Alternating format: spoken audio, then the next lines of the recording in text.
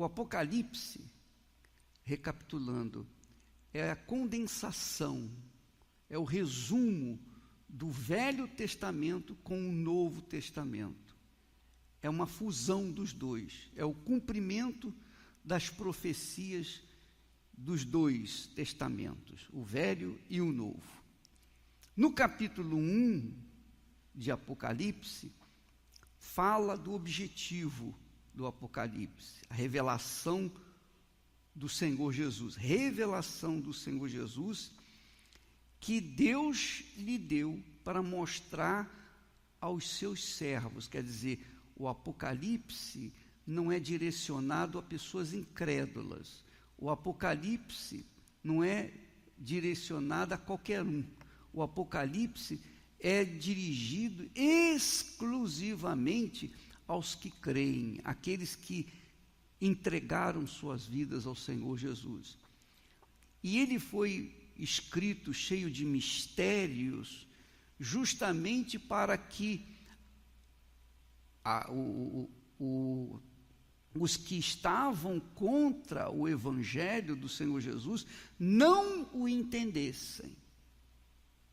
Quer dizer, os imperadores romanos não pudessem compreender a sua linguagem. Então, é uma linguagem complicada para aqueles que não têm que entender, mas é uma linguagem que pode ser compreendida por aqueles que creem no Senhor Jesus Cristo. Então, se a pessoa quiser entender o Apocalipse, ela tem que estar com a mente aberta, o coração aberto, ela tem que estar completamente entregue à fé na pessoa do Senhor Jesus, porque é exatamente o Apocalipse quem revela a plenitude do Senhor Jesus. Aqui fala do Senhor Jesus, o Filho de Deus, o Messias, aquele que veio para resgatar o seu povo. Então, no primeiro capítulo, fala do objetivo, que é a revelação de Jesus. Fala de que o Apocalipse, essa mensagem, foi enviada aos servos, não aos incrédulos. No capítulo 2, fala das igrejas. São 7 igrejas. 7 igrejas compõem toda a igreja, quer dizer, todos os cristãos. Então, todas as pessoas que dizem ser cristãs estão inseridas nos capítulos 2 e 3 de Apocalipse, que falam das igrejas. Quer dizer, cada uma dessas igrejas reflete um tipo de cristão, um tipo de pessoa que crê no Senhor Jesus. E nós verificamos que dentre as 7, somente 2 foram aprovadas. Das 7, 5 foram reprovadas e 2 foram aprovadas. E todas elas há um desfecho para aquele que vencer. Quer dizer, o cristianismo não é uma questão de você abraçar uma igreja, abraçar uma religião e seguir aquela religião como se estivesse seguindo uma procissão. Não é isso. Deus é sabedoria, Deus é inteligência. Deus não aceita de forma nenhuma um culto que seja emotivo, um culto que seja sensacionalista. O culto que nós devemos prestar-lhe tem que ser com a inteligência, com a sabedoria, consciente, tem que ser uma coisa consciente, não pode ser uma emoção, não pode ser uma paixão, não pode ser nada que diz respeito ao coração, mas o que diz respeito ao intelecto. Então, para se manter salvo, ele exige que cada cristão seja vencedor. Todos têm que vencer, para que então possam herdar as suas promessas, aquilo que ele está prometendo. No capítulo 4, nós falamos sobre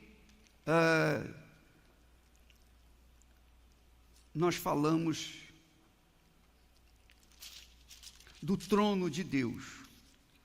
Foi na semana passada, não é isso? Nós falamos o que estava no trono. Assim como no primeiro capítulo de Apocalipse fala do Senhor Jesus, o segundo mostra Jesus, dá uma fotografia do Senhor Jesus. No terceiro capítulo e quarto, no segundo e terceiro capítulos, fala de Jesus falando às igrejas, quer dizer, enviando mensagens para a igreja.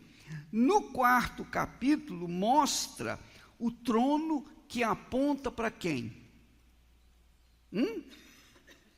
Quem é a pessoa, quem é a figura que aponta o trono de Deus? O Senhor Jesus. O Senhor Jesus. Ele é o centro do trono. No capítulo 5, que é o que nós vamos começar agora, fala do livro selado. O livro selado por dentro e por fora. Diz o texto assim, a visão de João. Ele disse assim: e vi na destra do que estava sentado sobre o trono um livro escrito por dentro e por fora. Deixa, ainda recapitulando o Apocalipse, é bom que isso seja falado para que você tenha noção de como Deus trabalha, como Deus opera. João não era o João Batista. Aqui o Evangelho de João, nem o Apocalipse fala de João Batista.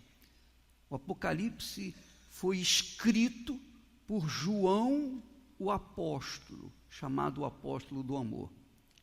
João, para receber o Apocalipse, ele foi levado para a ilha de Pátimos, e lá ele foi sujeito a trabalhos forçados. Ele trabalhava com mármore, e lá na ilha de Pátimos, sob uma ferrenha perseguição, injustiça, crueldade, ele recebeu a revelação do Apocalipse. O que quer dizer isso? Qual é a leitura que se faz desses fatos? A leitura que se faz desse fato é o seguinte, que Deus levou o apóstolo para uma situação dificílima.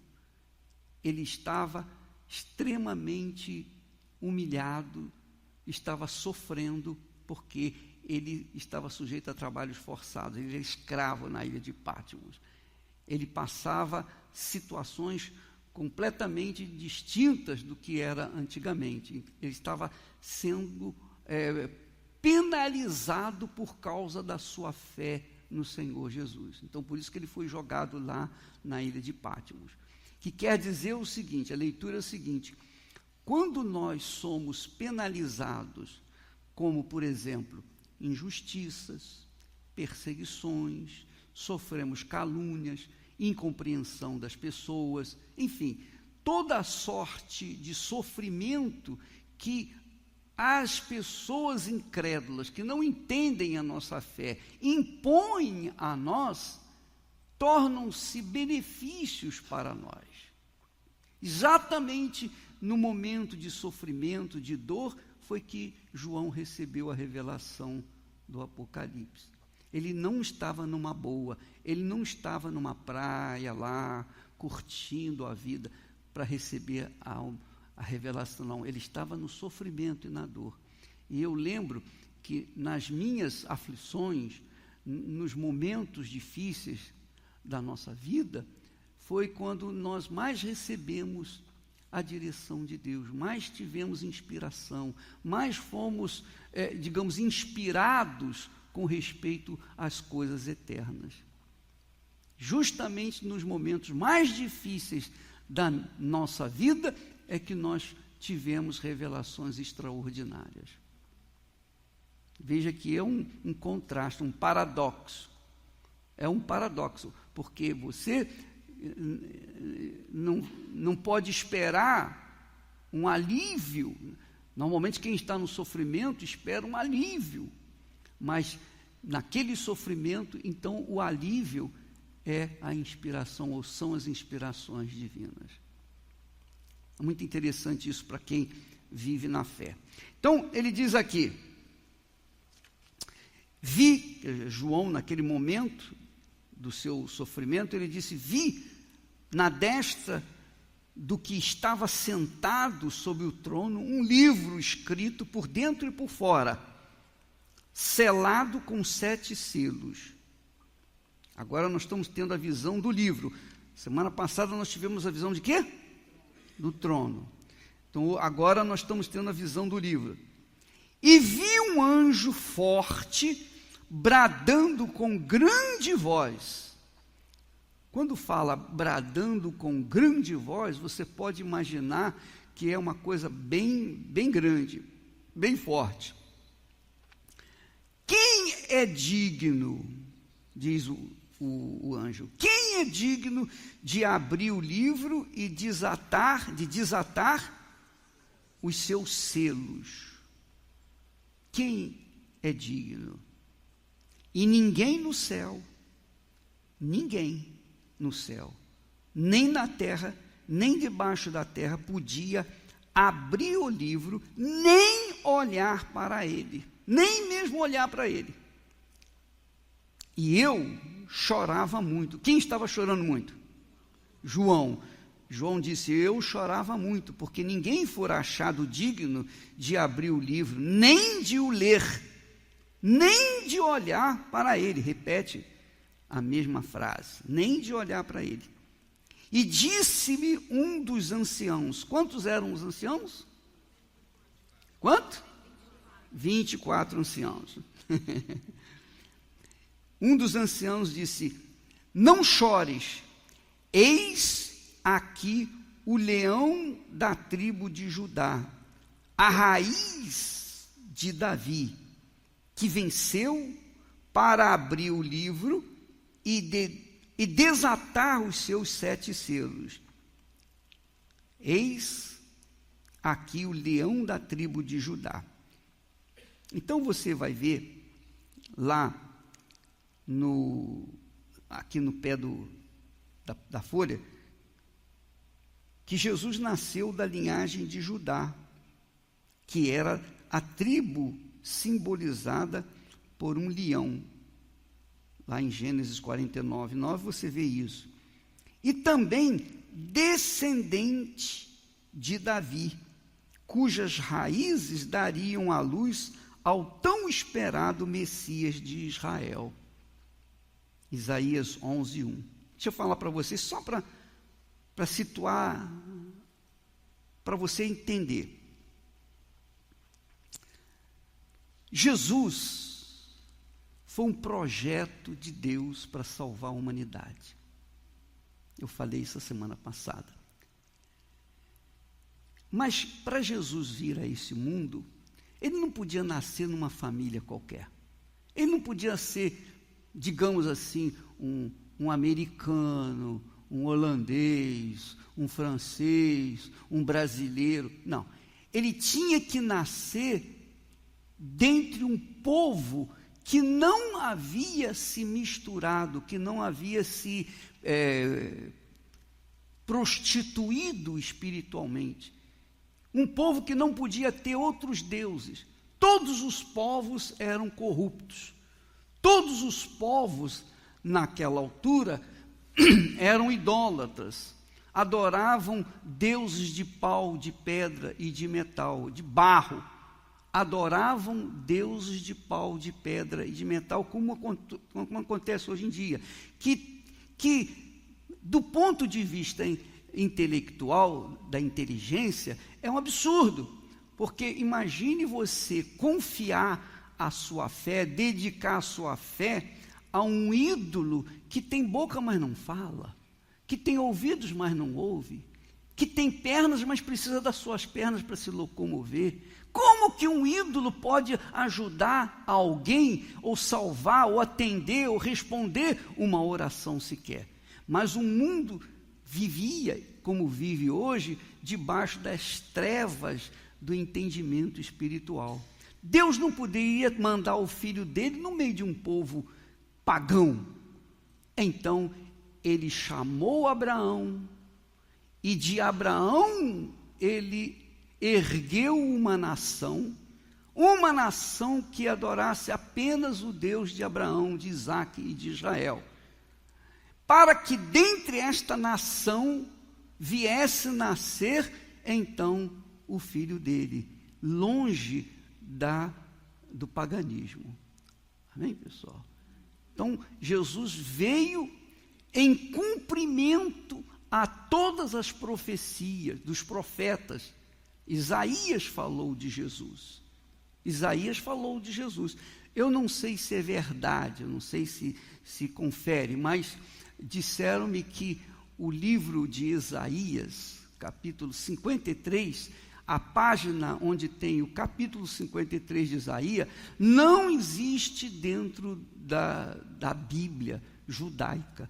Não existe. Eles removeram, porque revela Jesus.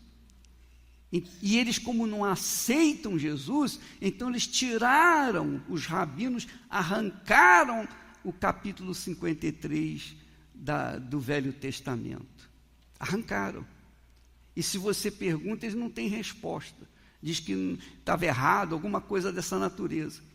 Justamente para não identificar o Senhor Jesus. Veja que coisa forte, não é verdade? Então, os judeus esperam o Messias, porque foram ensinados, têm sido ensinados a crer no Messias. O Messias ainda vai vir para eles. Quem será o Messias dos judeus? Profeticamente diz a palavra bíblica, esse é um outro estudo mais aprofundado, que fala que no final, depois do arrebatamento da igreja, quando virão 7 anos de intensa perseguição aos cristãos, aqueles que creem em Deus, vai vir um período de grande tribulação, é chamado de grande tribulação. A tribulação que nós vivenciamos hoje é uma pequena, é apenas um cheirinho, apenas um odorzinho de tribulação. A tribulação mesmo vai vir durante o período da grande tribulação, que são 7 anos, dividido em dois termos de 3 anos e meio. Nos primeiros 3 anos e meio, então o anticristo vai aparecer como um homem da paz, que vai fazer a paz, que vai conciliar a paz entre israelenses e palestinos e o povo árabe. Inclusive, vai levar de forma tal obviamente que inspirado e dirigido e ajudado por Satanás, ele vai unir esses 2 povos que até hoje ninguém conseguiu unir, tanto o árabe como o israelense. E aí, nesse período de paz, esse primeiro período de paz de 3 anos e meio, ele vai se mostrar como um homem muito amado por todas as nações, muito respeitado. Mas no segundo período de 3 anos e meio, ele vai colocar as unhas de fora e vai manifestar-se. Ele vai mostrar quem ele realmente é. Quer dizer, esse cidadão que eles chamam de anticristo, a Bíblia chama de anticristo, quer dizer, um anti-Jesus, em princípio, ele vai se apresentar como o Messias, porque os judeus esperam o Messias. Os judeus esperam o Messias. Estão aguardando o Messias. Só que o Messias veio e eles não viram, não entenderam, não tiveram olhos para ver. Quando vier o falso Messias, que é o anticristo, então eles vão aderir, vão dizer, esse é o nosso anticristo, esse é o nosso, digamos, Messias, e vão se juntar a ele, vão ajudá-lo, e vai haver então uma falsa paz no mundo. Não vai haver guerra nesse período, não vai haver conflitos como nós temos visto. Mas no segundo período de 3 anos e meio, então, o anticristo vai colocar as unhas de fora e vai mostrar para o que veio. Até que, no primeiro período, ele vai conseguir até construir o templo de Salomão, lá em Jerusalém. Sabe onde está a cúpula, a mesquita? Aquela mesquita que está em Jerusalém, aquilo ali é sagrado para os muçulmanos. Aquele espaço é sagrado para os judeus. Então, todo o conflito está inserido naquele local, porque aquele local foi onde Abraão ofereceu o seu filho Isaque como sacrifício, e depois veio ser construído o templo de Salomão. Então, aquele lugar, obviamente, é disputado tanto pelos árabes quanto pelos israelitas. Já está com os árabes, mas o anticristo vai fazer de forma tal que ele vai unir esses dois povos, e naquele lugar vai construir o templo, com a permissão dos árabes. Vai conseguir construir o templo. E ele mesmo vai se sentar nesse lugar no segundo período de 3 anos e meio. Ele mesmo vai se sentar. Quando ele se sentar, então os judeus vão descobrir, ele é um falso Messias. Até porque vai chegar o momento da grande guerra, né? O grande conflito do Armagedon, quando Israel vai ficar cercado por todos os povos do mundo. E aí, naquele momento, o Senhor Jesus vai se manifestar para Israel. E aí eles vão reconhecer Jesus como Senhor e Salvador, como verdadeiro Messias. Isso é só para vocês entenderem aqui, quando fala em leão da tribo de Judá e raiz de Davi, que venceu, para abrir o livro, está falando do Senhor Jesus, o Messias. Então, este livro, na verdade, um rolo, está escrito por dentro e por fora e selado, porque os seus juízos, neles escritos, já estão completos e concluídos. Preste atenção, quer você creia ou não no que nós estamos estudando, não vai fazer nenhuma diferença. Absolutamente nenhuma diferença.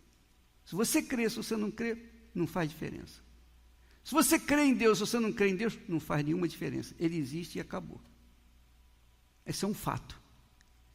A mesma coisa são as profecias reservadas para este mundo. As punições que estão reservadas, escritas nesse livro. Então, nada será tirado nem acrescentado. Nada será tirado nem acrescentado. O destino da humanidade está determinado e não há como impedir ou mudá-lo. Isso é reforçado pelo fato de o livro estar na mão direita de Deus, a mão da força, e não haver ninguém que o possa abrir, ler, nem olhar para ele, exceto um. Quem?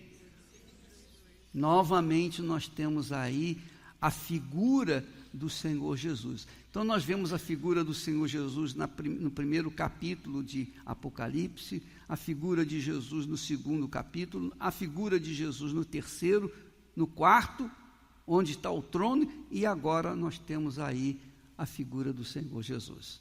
Quer dizer, Jesus, Jesus e Jesus. Quer dizer, não há salvação sem o Senhor Jesus. Não é uma questão de, eu sou evangélico e ela é católica e ele é espírita. Não tem nada a ver uma coisa com a outra. Você pode ser evangélico e ser perdido, tanto quanto o católico é perdido, quanto o espírita é perdido, ou quem quer que seja perdido. O que nós não estamos tratando de religião. Quando nós falamos de fé na Igreja Universal do Reino de Deus, nós não tratamos de religião. Religião, todas as religiões, a nosso ver, são um saco de gato. Você mete a mão ali, você vai sair picado, vai sair arranhado, vai sair... É ou não é? E as religiões todas, cada uma puxa a brasa para a sua sardinha, não é assim? Você já viu alguma religião perfeita? Não tem, não tem. Nem na Igreja Universal. Se você seguir a Igreja Universal do Reino de Deus, se você for membro da Igreja Universal do Reino de Deus, por toda a sua vida, ainda assim não garante a sua salvação.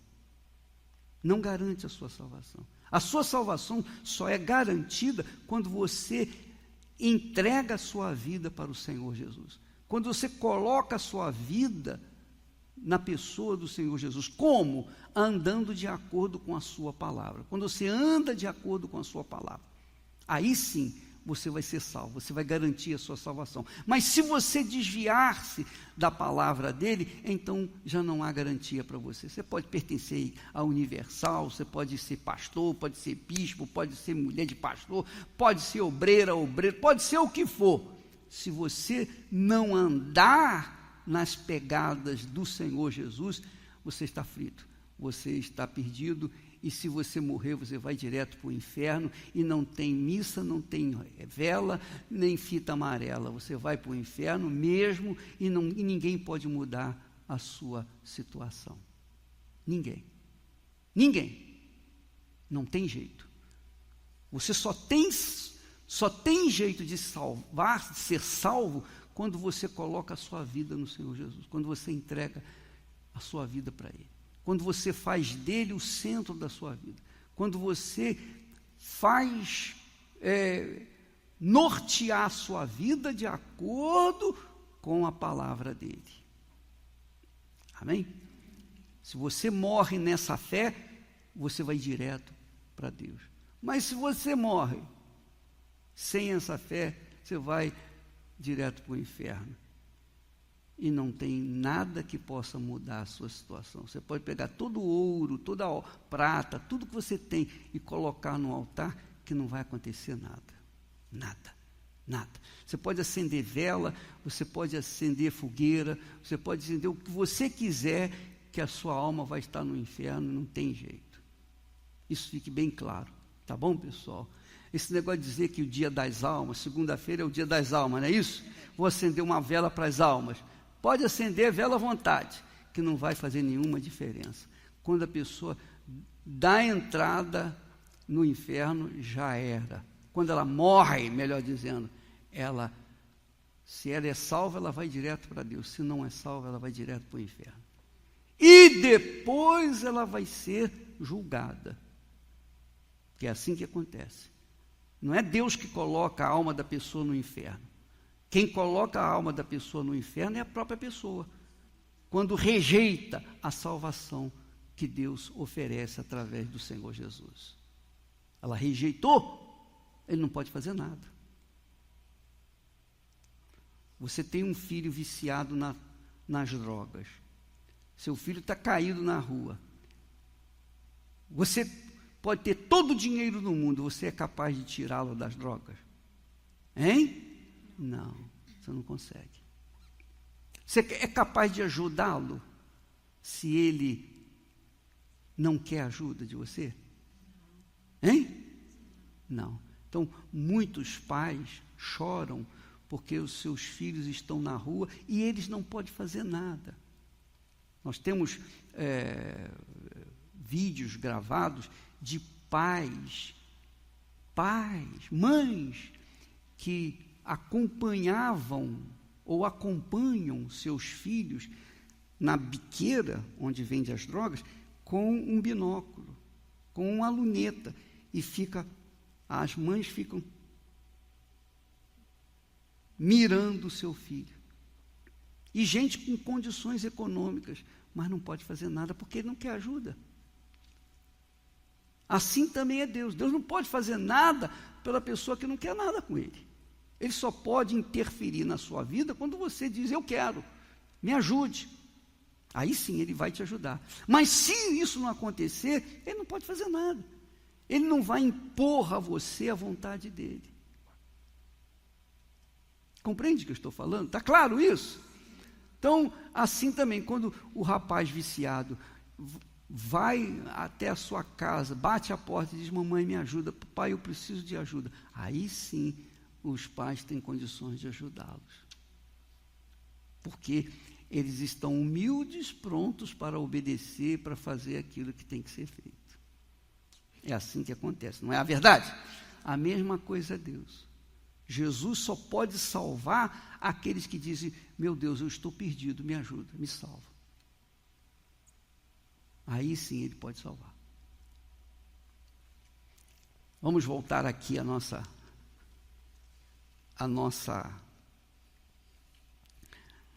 aula. Então você verifica que tudo aponta para quem? O Senhor Jesus. Como o herdeiro único de um testamento de promessas, só o Senhor Jesus tem o direito de abrir aquele livro e acesso ao seu conteúdo. Só Ele e mais ninguém. Só Jesus. Só o Senhor Jesus. Não tem mais ninguém, não tem Maria, não tem João, não tem Antônio, não tem ninguém, não tem José, não tem, é só Jesus. Amém, pessoal? Quantas pessoas estão aqui que foram curadas através da oração, ou salvas, ou beneficiadas através da oração de um pastor da Igreja Universal ou um bispo? Quantas pessoas? Muito bem. Então, você foi beneficiado, aconteceu um milagre na sua vida por uma oração, por uma ajuda, por uma orientação do pastor ou do bispo, não é isso? Eu pergunto, foi o bispo que fez isso? Quem fez isso? Foi o Espírito de Deus através do pastor, através do bispo. A mesma coisa aconteceu com Maria. Maria foi agraciada, ela foi separada para dar à luz ao Filho de Deus. Ela ficou grávida do Espírito Santo e deu à luz a Jesus. Porém, depois que ela deu à luz a Jesus, ela teve uma vida normal com José. Ela teve outros filhos, outros irmãos.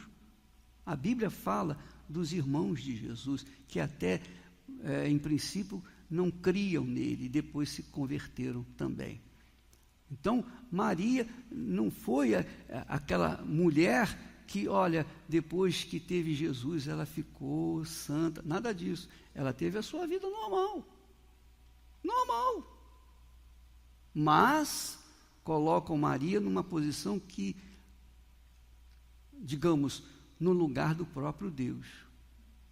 Eu até me lembro de um caso, a minha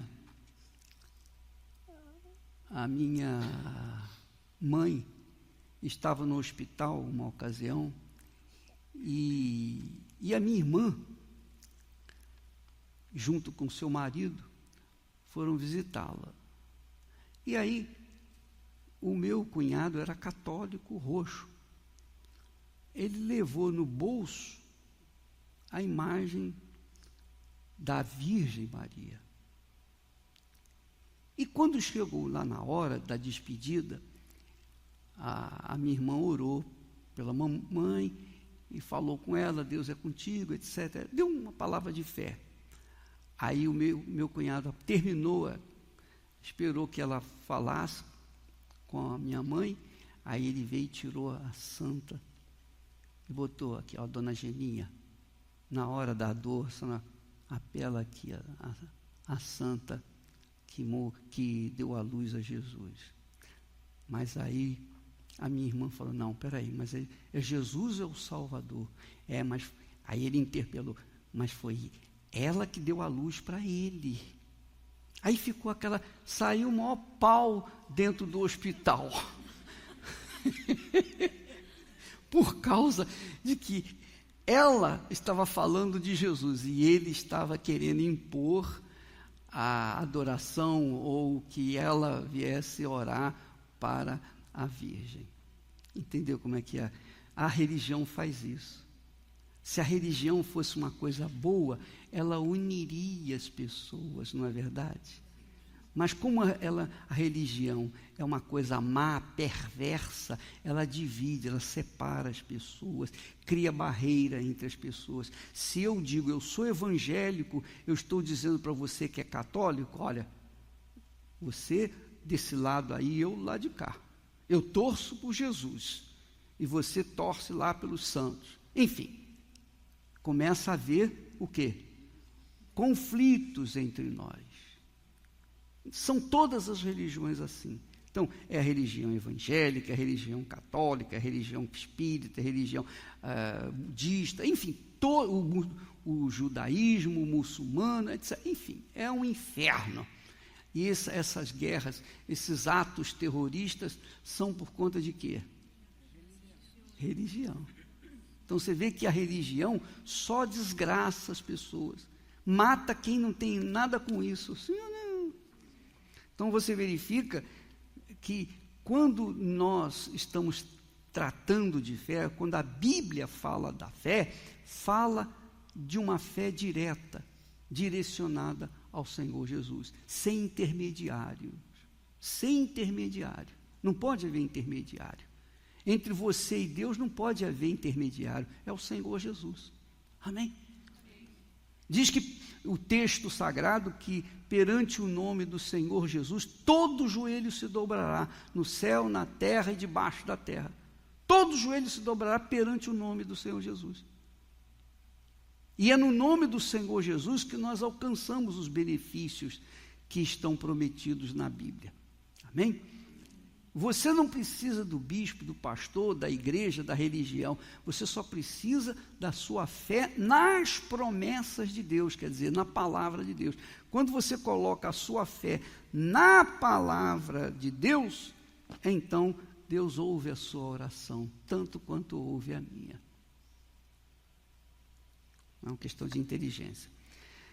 Então, continuando aqui, só Jesus tinha ou tem o direito de abrir aquele livro e acesso ao seu conteúdo. Jesus adquiriu este direito não apenas por sua linhagem abraâmica e messiânica da tribo de Judá, mas também porque venceu. Jesus venceu. Jesus não foi um perdedor. Jesus não foi um fracassado. Não, Jesus venceu. Jesus venceu de ponta a ponta na vida dele.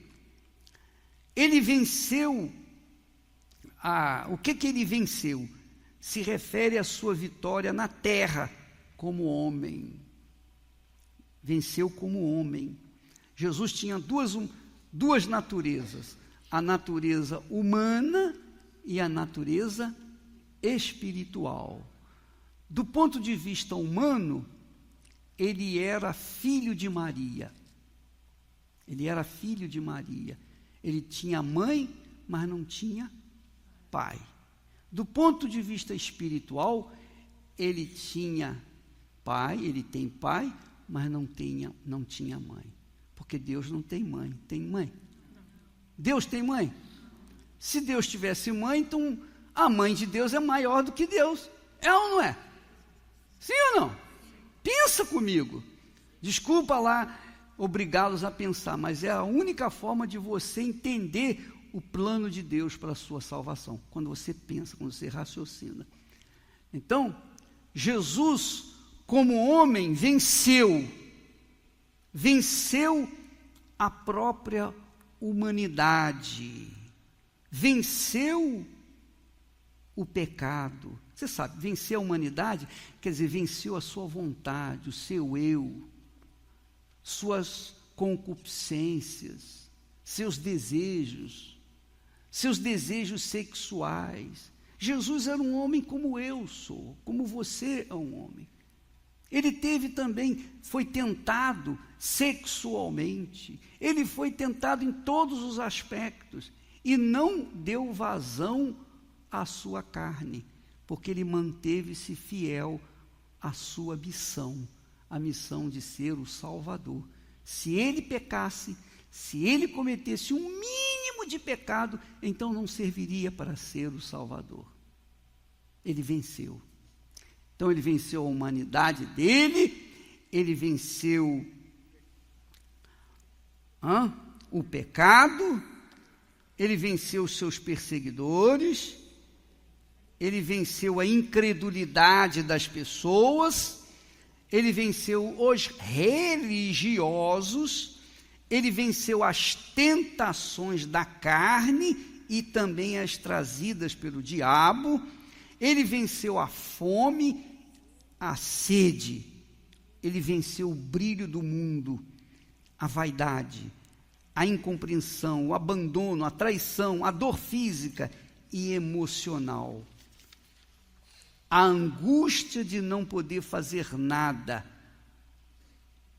não poder fazer a própria vontade, mas se deixar levar pela morte da cruz. Finalmente, ele venceu a morte. Amém? Então, ele foi vencedor sobre tudo e todos. E um dia ele disse: no mundo tereis aflições, mas tem de bom ânimo. Eu venci o mundo. Então, eu venci o mundo, quer dizer, eu tenho condições de dar sustentação para você, para qualquer pessoa. Quem se apoiar em mim, vai ter a vitória. Amém? Ele sabe que nós, por nós mesmos, não temos condições de vencer. Nós precisamos do Espírito dele para sermos fortes, para vencermos o nosso próprio eu, porque todos nós somos falhos e sujeitos a erros, não é verdade? É ou não é? Todos nós temos defeitos, nós temos as virtudes, mas também temos os defeitos, todos nós. Então, para que nós possamos alcançar a eternidade, nós precisamos vencer tudo. Para que nós possamos vencer, nós precisamos do Espírito Santo. É aí que está a grande vantagem, a razão dos movimentos que nós fazemos para as pessoas receberem o batismo com o Espírito Santo. É por isso que você deve investir no recebimento do Espírito Santo. Não basta você dizer: eu creio em Jesus. Isso é muito bom, isso é importante. Mas se você não tiver o Espírito de Jesus, você não vai aguentar, você não vai resistir. Porque só Ele é capaz de nos dar condições de sobreviver. Muito bem.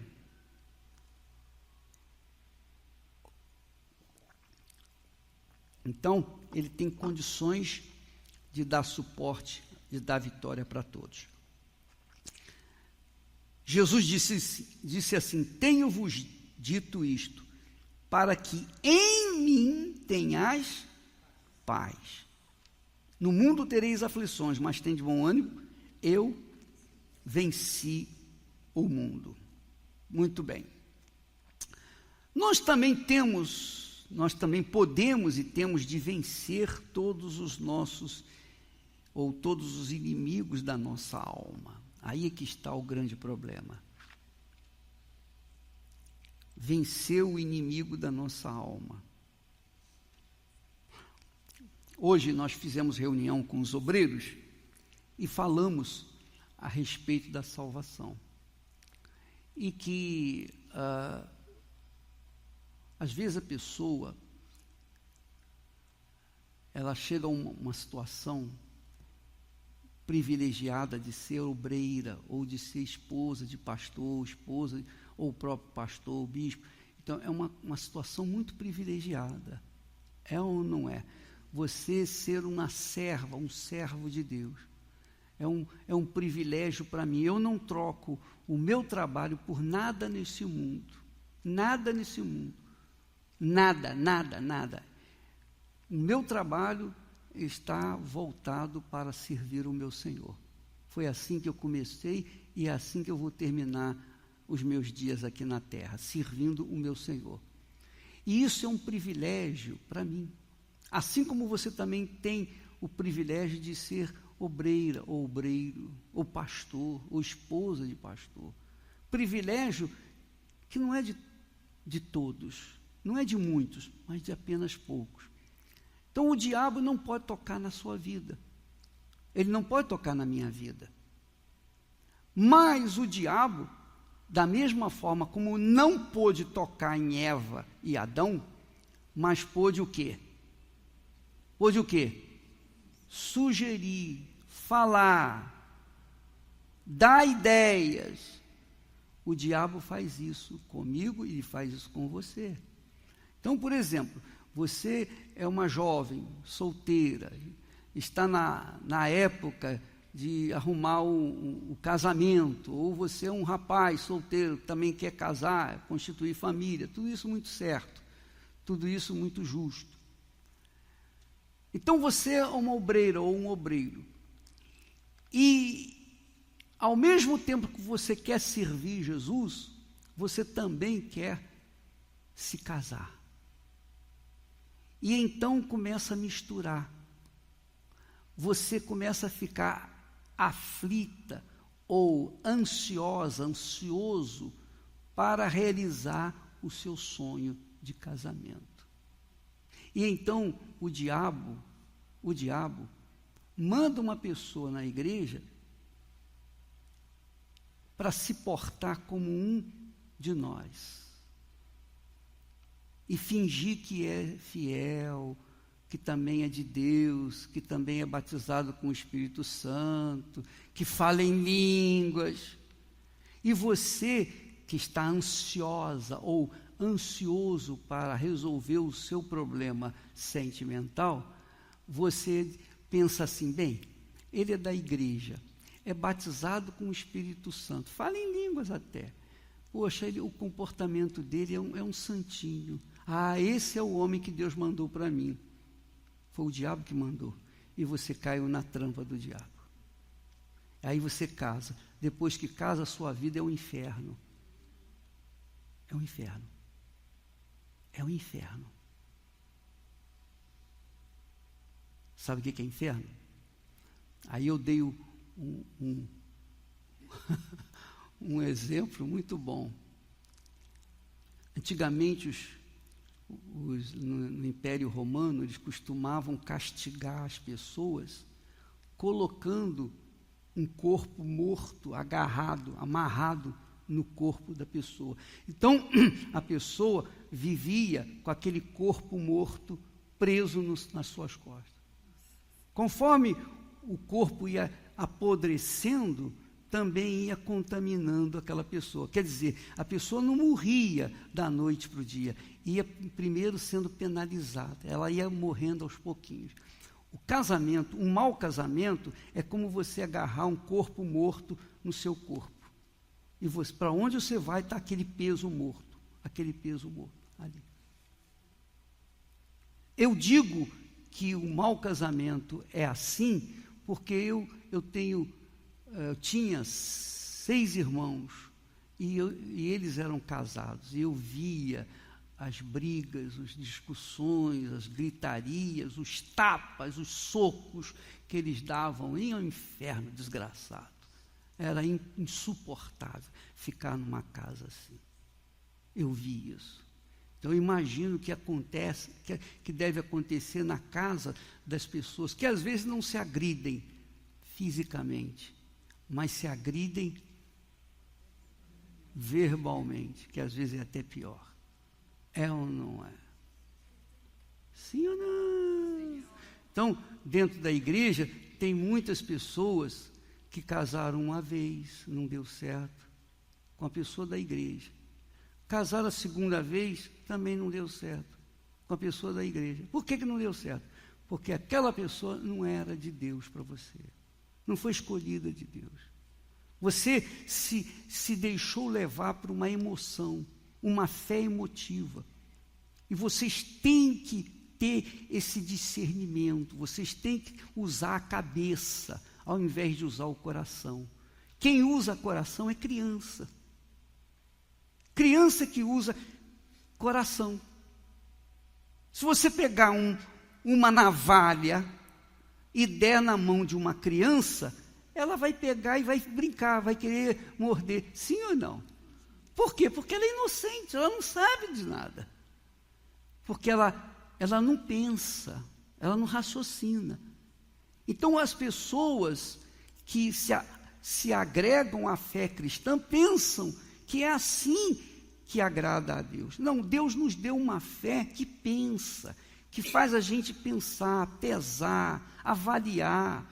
Jesus disse assim: qual o homem que, tendo porventura projetado construir uma torre, primeiro não se assenta e calcula, faz os cálculos, será que eu vou ter condições de concluir essa torre? Então, depois que ele avalia que pode concluir, então ele vai em frente. Se ele verifica que não vai dar para construir, então ele não começa.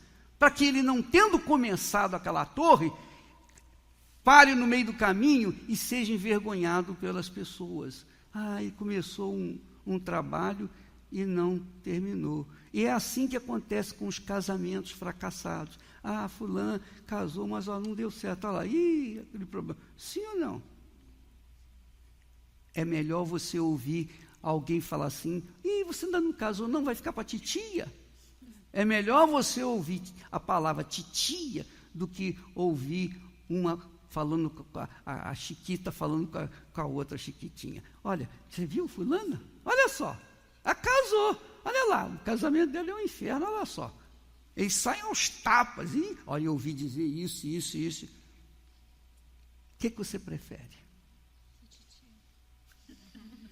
A Chiquitita? Ser titia.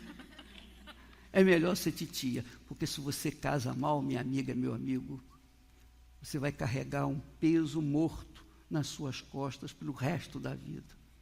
Porque mesmo que você se separe, aquele peso morto, o espírito daquele peso morto vai ficar te acompanhando. Sim ou não? Sim ou não? Vai te atazanar, vai ou não vai? E se você tiver um filho com ele, já era. Aí são 2 pesos mortos. É ou não é? Então pense, raciocina, use a sua cabeça. Quando eu conheci a Esther, eu queria me casar. Mas aí, antes de me aproximar dela, eu trabalhava, ajudava aí na igreja, então eu tinha acesso aos arquivos da igreja, dos membros. Então eu fui ver o histórico dela e dos pais dela. Eu fui ver o histórico dela e dos pais. Então eu vi que ela tinha sido batizada e tal, está lá escrito. Aí eu fui ver os pais. Os pais eram casados, tinham outros filhos e tal, eram da fé há muitos anos e tal. Amém. Então eu vou me entregar. Eu fiz as contas, vai dar. Vou construir essa torre. É porque normalmente, você casa com uma pessoa cujos pais são separados, você certamente vai herdar uma herança daquela separação. Sim ou não? Ou não é? Sim ou não? Qualquer probleminha que há entre vocês, ela vai dizer: então você vai para lá e eu vou para cá. Porque ela ouviu o que fizeram os seus pais, viu o que fizeram os seus pais. Eu lembro, isso não aconteceu no caso da Esther, porque os pais morreram juntos. Mas Mas teve um dia, eu vou falar, viu, Esther?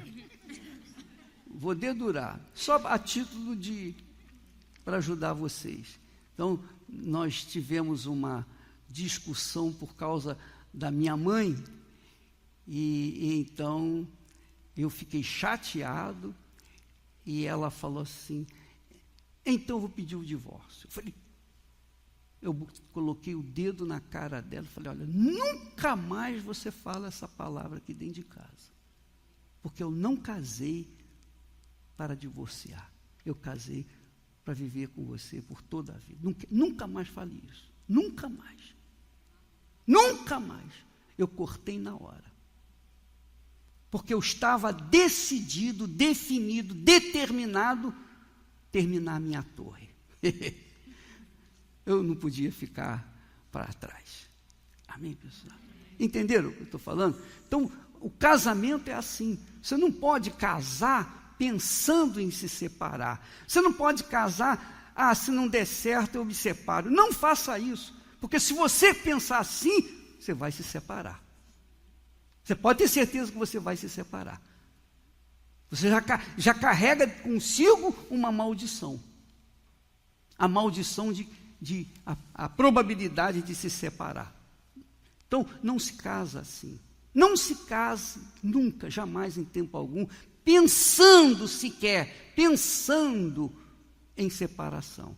A Bíblia fala que aquilo que eu temia, Jó disse, aquilo que eu temia, isso me sobreveio. Eu nunca pensei em me separar. É claro que a Esther falando, ela devia estar meio tocada, alguma coisa assim, não devia ter dormido direito, alguma coisa assim, tal. Mas está aí. Entendeu o que eu estou falando? O casamento, gente, é o símbolo do seu casamento com Deus. Eu considero o meu casamento da mesma forma como considero a minha fé em Deus. Eu considero assim.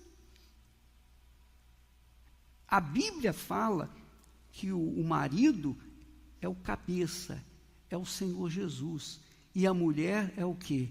O corpo, a igreja. Olha a santidade do casamento. Então, não há como separar. Não há como separar. Amém? Guarde isso. Vamos lá. Então, nós temos que vencer. Você tem que vencer o seu leão. Não sei como é que vai deixar esse defunto separado do seu corpo, não sei, mas uma coisa eu sei, se você ficar com ele ou com ela, você vai apodrecer, com certeza, essa é a realidade. Desculpa lá, estou aqui falando, direcionando a ninguém especificamente, estou falando com todo mundo, eu estou falando com o mundo, agora, nesse momento. Um mau casamento é carregar um defunto nas costas. Não no caixão, não, agarrado no corpo. E quem foi casado, mal casado, sabe que eu estou falando. É ou não é? Sim ou não? Sim ou não? Pode falar, pessoal.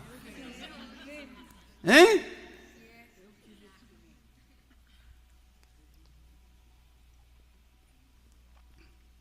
É forte, muito forte. Então vamos aqui ao livro. Nós também podemos e temos de vencer todos os inimigos da nossa alma. O inimigo da sua alma quer fazer você cair, fraquejar diante do seu problema. Quer que você perca a sua salvação, que você abandone, que você desanime da sua fé. A salvação não é uma herança conquistada apenas pelo sangue de Jesus, mas também por nossa superação dos inimigos da alma, que eu falei, casou, enfim, se deixou levar pela emoção, pela fé emotiva e casou com a pessoa que é da igreja e não quer dizer nada, você não garante nada. Não basta eu crer em Jesus na teoria e esperar que apenas por isso serei salvo. É preciso que pela fé nele eu vença o mundo e permaneça firme até o fim. Amém? Vou dizer para você uma coisa. Nós estamos vivendo no país mais, digamos assim, teoricamente, mais seguro do mundo, não é verdade? É ou não é? Mas de repente aparece um maluco aí, atirando, como aconteceu algum tempo atrás aí, no aeroporto, né? Matando gente aleatoriamente, sem a pessoa saber por que estava morrendo. Em outras palavras, ninguém tem segurança. Não há segurança, minha amiga, meu amigo. A segurança nossa está em Jesus. Jesus disse: não temei aqueles que podem matar o corpo, mas não podem matar a alma. Temei antes aquele que pode fazer perecer no inferno tanto a alma como o corpo. É muito forte.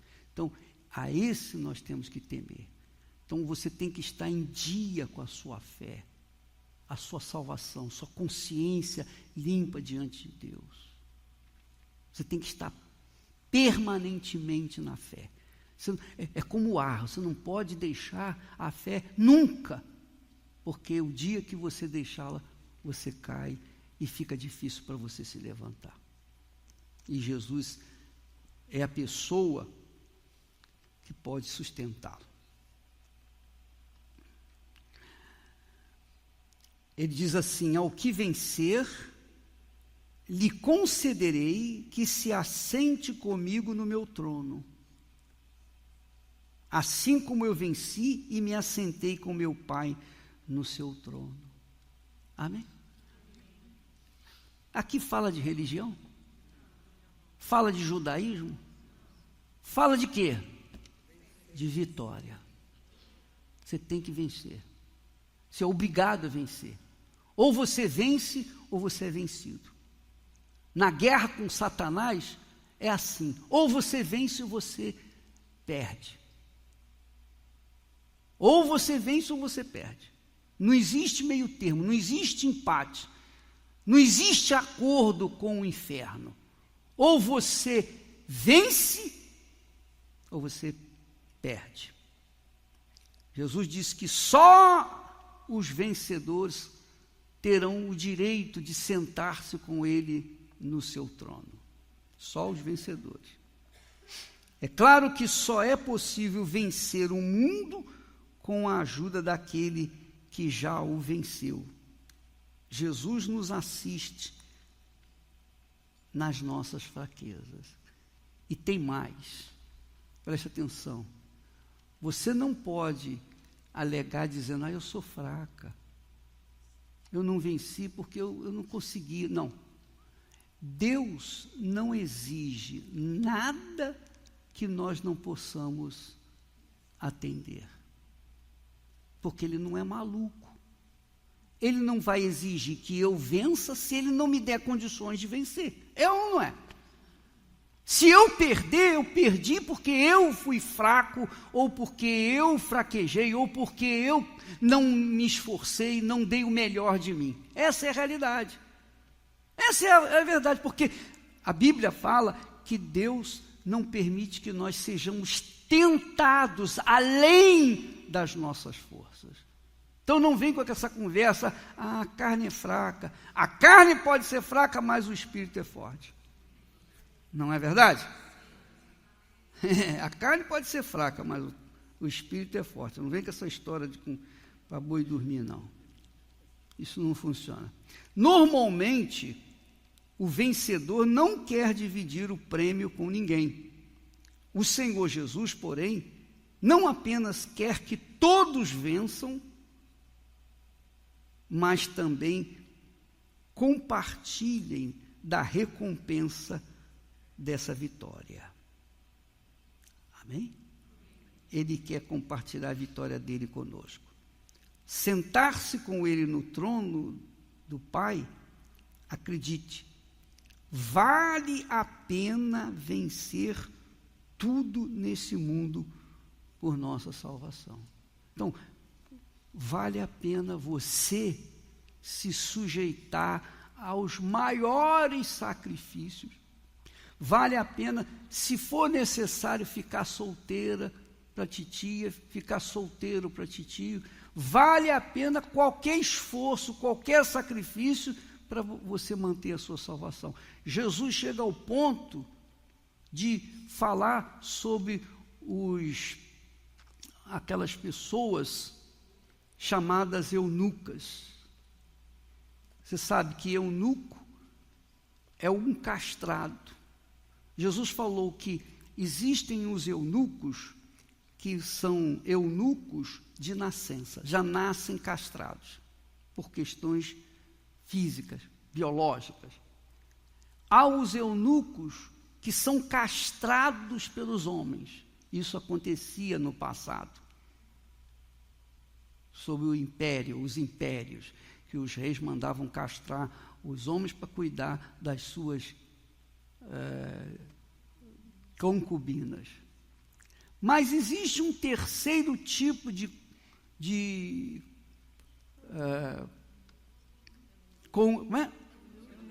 eunuco, um terceiro tipo de eunuco, que são aqueles que se castram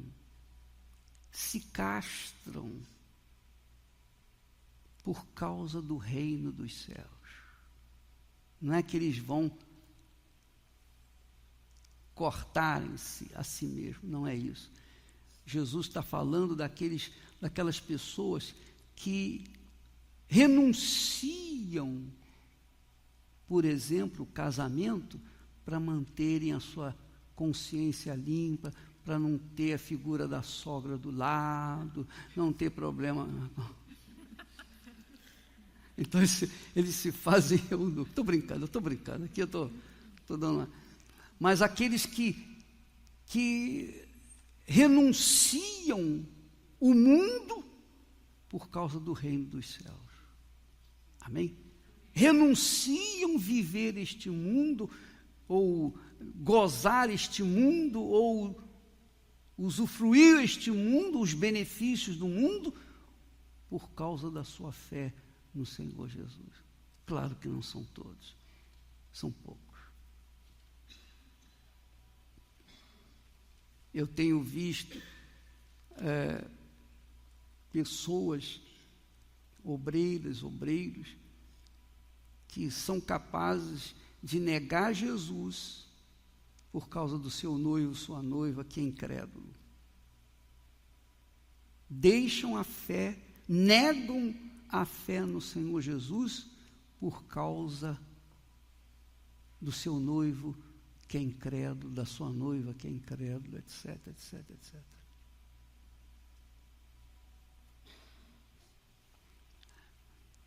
Tem burro para tudo quanto é lado. Desculpa lá a expressão, viu, gente? Mas tem burro, jumento para tudo quanto é lado. Quem vai fazer o quê? Vai fazer o quê?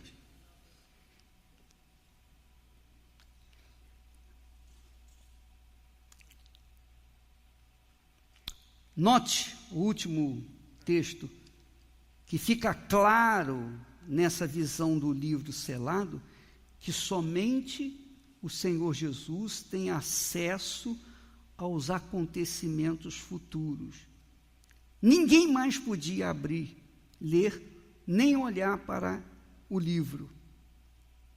Isso significa que todos os que se proclamam videntes, adivinhos, ou mesmo profetas, sem uma autêntica nomeação divina, são, na melhor das hipóteses, mentirosos. e, na pior das hipóteses, usados por demônios, espíritos enganadores. Fuja dessa gente adivinhadora. As profecias já estão escritas, determinadas. Então, na semana que vem, nós vamos abrir o primeiro livro, quer dizer, nós vamos procurar entender a abertura do primeiro selo. Amém? O primeiro selo que fala sobre o que vai acontecer nessa terra e que já está bem avançado. Eu não sei se você já notou, vocês já notaram, que os dias estão voando, é ou não é? Eu lembro, puxa vida, eu lembro que eu nunca vi um dia passar tão rápido como esses últimos tempos. Não é verdade? Parece que a coisa está rodando mais rápido, não é? Isso é um sinal da vinda do Senhor Jesus. Isso é um dos sinais da vinda do Senhor Jesus. Os cientistas, os maiores cientistas, já têm em comum acordo, eles chegaram à conclusão de que este mundo terá um fim. Inevitavelmente vai ter um fim, que está caminhando para isso. Que o mundo está caminhando para o fim. Eu creio, de todo o meu coração. Mas não vai acontecer o fim antes da vinda do Senhor Jesus. Jesus vai vir buscar a sua igreja. Jesus vai vir em 3 etapas. Primeira etapa vai ser no arrebatamento. Ele vai arrebatar a igreja. Primeira etapa, ele vem, arrebata a igreja, quer dizer, tira aqueles que são fiéis, que lhes são fiéis, ele tira, ele leva para o céu.